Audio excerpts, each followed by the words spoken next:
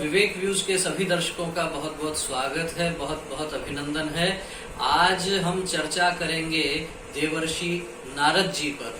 जी हाँ, देवर्षि नारद जी की भी आज जयंती है।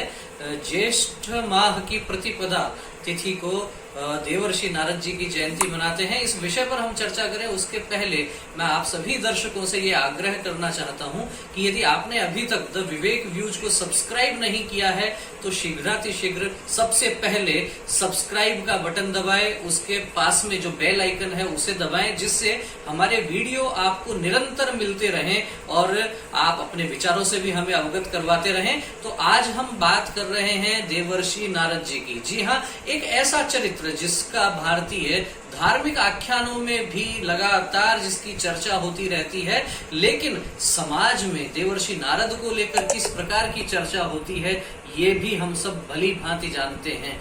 आखिर ऐसा क्यों है? एक तरफ नारद जी को हमने देवर्षि कहा है, दूसरी ओर हम ये भी कहते हैं कि नारद जी इस सृष्टि के आदि पत्रकार हैं, प्रथम पत्रकार हैं और वो चराचर जगत में सभी के लिए वंदनीय हैं, पूजनीय हैं। लेकिन आखिर क्या ऐसा कारण है कि समाज में देवर्षि नारद को एक विदूषक की भांति जाना पहचाना जाने लगा है? और आखिर ये क्या कारण है कि आसपास में हम लोग सामान्य रूप से समाज में भी जब कभी बात होती है तो एक ये जो नारद कहा जाता है, लोगों कहा जाता है फला व्यक्ति तो नारद है।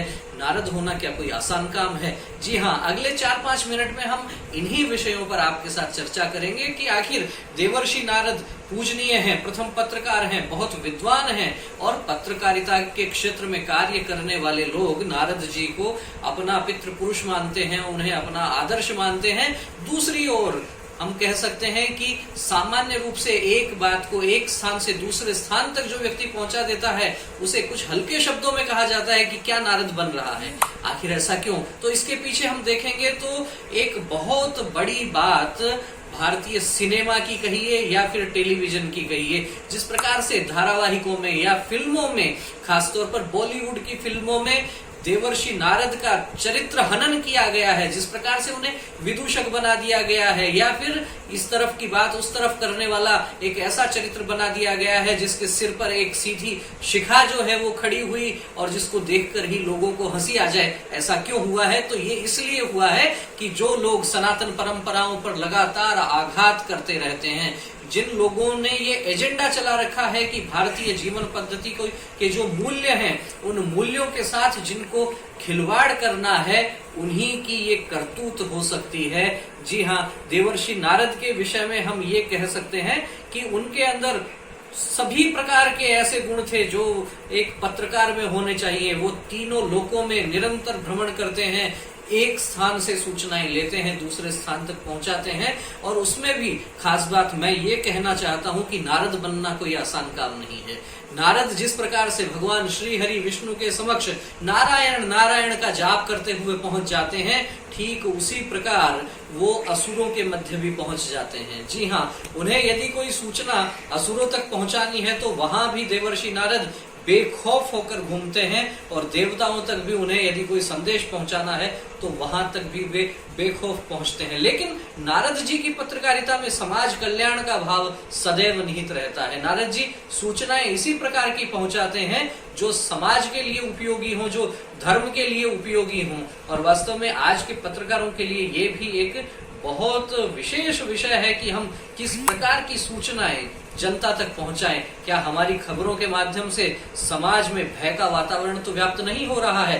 वर्तमान में जो कोरोना काल चल रहा है इसमें भी जिस प्रकार की रिपोर्टिंग तमाम मीडिया चैनल कर रहे हैं और समाचार पत्र कर रहे हैं, उनके लिए भी नारद जयंती के अवसर पर ये आत्म मंथन का विषय है कि किस प्रकार की खबरें समाज में जाएं, सकारात्मक खबरें जाएं जिससे समाज में एक विश्वास का वातावरण बने, समाज में जो भय का वातावरण है वो भय के जो बादल है वो छटे। इस प्रकार की रिपोर्टिंग मीडिया वाले लोग भी देवर्षि नारद जी से प्रेरणा लेकर भी कर सकते हैं। और नारद जी के संदर्भ में नारद संहिता में भी बहुत से सूत्र ऐसे दिए गए हैं किस प्रकार का उनका व्यक्तित्व था। जी हाँ, हम इसीलिए कहते हैं पिछले कुछ वर्षों से पत्रकारिता जगत में भी देवर्षि नारद जी को लेकर नारद जयंती भी मनाई जाने लगी है और नारद जयंती पर पत्रकार समूह भी बहुत बड़े बड़े आयोजन करने लगे हैं। श्रेष्ठ पत्रकारों को पुरस्कार भी दिया जाता है। लेकिन यहाँ फिर से वही प्रश्न आकर खड़ा होता है कि समाज में जो बात सामान्य शब्दों में कह दी जाती है नारद बनने की, वहां तक भी इस विचार को पहुंचाने की आवश्यकता है कि नारद बनना देवर्षि बनना होता है और ऋषि बनना भी आसान नहीं है, उसमें देवर्षि बनना तो और बड़ी बात है। और ऐसे देवर्षि नारद से प्रेरणा लेकर पत्रकार काम करते हैं। पत्रकार का काम भी कोई साधारण या आसान काम नहीं है। जब सारी दुनिया, जब कभी भी कहीं कोई संकट आता है, तो जब दुनिया अपने घर की ओर दौड़ती है तो पत्रकार अपना घर छोड़ के उस घटना स्थल पर पहुंचता है। हम जानते हैं अनेक स्थानों पर जब कभी आगजनी की घटनाएं होती हैं, लूटपाट, डकैती, मर्डर और यदि बम विस्फोट जैसी घटनाएं भी यदि होती हैं, तो हर एक व्यक्ति उस स्थान से दौड़कर भगता है अपने सुरक्षित स्थान की ओर, अपने घर की ओर। लेकिन जैसे ही किसी पत्रकार को खबर मिलती है तो वह अपना घर छोड़ के ऐसे खतरनाक स्थानों पर वो पहुंचता है। तो हमें ये ध्यान देना होगा कि जो भारतीय चरित्रों पर, भारतीय महापुरुषों पर आघात करने के जो षड्यंत्र हो रहे हैं, उन षड्यंत्रों का भी हमें करारा जवाब देना चाहिए। और जो दोगली मानसिकता के लोग हैं, जो ओछी मानसिकता के लोग हैं, जो देवर्षि नारद जैसे महान चरित्रों का भी चरित्र हनन करते हैं एक षड्यंत्र पूर्वक, उनको भी बेनकाब करने की आवश्यकता है।